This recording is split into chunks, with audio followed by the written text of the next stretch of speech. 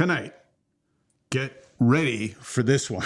Hi, my name is Paul Zajac. And I'm Charlie Steckel, a.k.a. Barum. Welcome to DnDSPN. This is the channel where we smash together Dungeons & Dragons and sports commentary. Kind of. So, guys, tonight, it's the start of the encounter. The Paladin and the Pugilist have won their initiatives. Let's see what they do in their first moments. So I get right up close to him, and I've got my weapons in his face. If he tries to cast a spell, I'm going to whack him.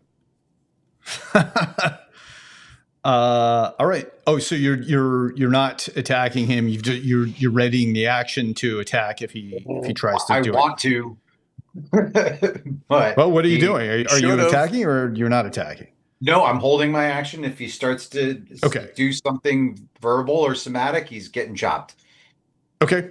So next up, Strider. All right. I will also wish to engage. I'll follow my partner's lead, and if he tries to cast anything, I will also take the attack action. Okay, so that was a clip. That was you and one of our other players. 2 readied actions. Tell us about the ready action. What was going through your mind when you chose to do that? So me, who didn't understand my own assignment, who came to play with a Paladin with Oath of Slaughter, decided that violence wasn't the thing to choose at that particular moment, and it should have been. Even knowing everything about this, it was a boss fight. It was a redo. We knew it was going to be battle. 100%. We knew we were walking into battle. Yet something in the back of my head said, "Hey, let me role play this a little bit and act like there's a chance that we can talk our way out of this, or at least talk some of the battle down." Right. And like, I just thought maybe you were throwing a curveball at us or something along those lines. No, I should have just swung like a maniac, because that's what the whole point of that character is blood frenzy. So yeah, something that you said just struck a chord is that I was thinking, like, what are the possible reasons to take the ready action? And one that I hadn't thought of is that, like, is the DM got something up your sleeve that I should be prepared for? And that's a good point. You kind of never know, and so maybe that's why both of you did it. I think though also it's maybe it says something good about human beings, right? Even though we're playing a game and it's all made up, I think the first instinct for both you guys as players was like, I'm not going to be a jerk here and just like go ahead and like and start attacking. And I guess I like that. And also there's a role play to it as well, like I'm being cautious, and I like that too. I'm so used to playing chaotic good. Chaotic good is normally how I live my D&D life, but not so much real life. But I love having that freedom to make foolish decisions, but it's usually for the good of and betterment of everybody else in the game. But when I'm in a situation where it's like, there will be blood, I don't, it was a brain cue, and I thought this would be really fun to play.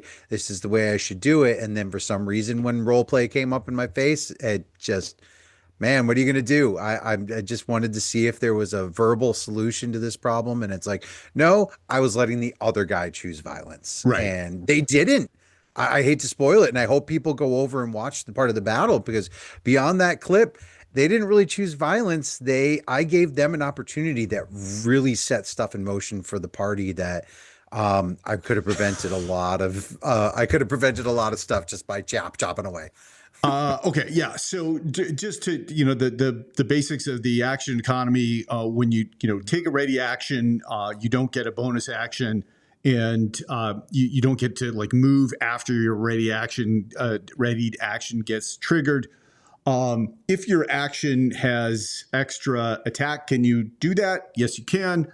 That's all part of, the extra attack is part of the action sequence. So you can get that at least.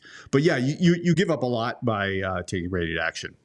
Okay. Yeah, it was definitely a foolish move on my part as player. Not afraid to admit that. My gosh, that Barum guy was an idiot. But there are times where ready actions work out really well, and I could give you big examples of it. But it's really a choose and pick, because sometimes you're going to ready that action not knowing what's going to happen, and you have to be specific about what you're going to do. Right. And if you're specific enough, it could be between the life and death of an NPC that has information about the MacGuffin. Yeah. Is all I can say. Okay, that's it for this one. Thanks for watching. If you like what we're doing, please like and subscribe. And if you want to see the full battle, the Yuan TPK challenge, you can watch it over in our second channel, DnDSPN 2, The Deuce. All right. Thanks a lot. See you next time. We'll see you next time. We'll be ready.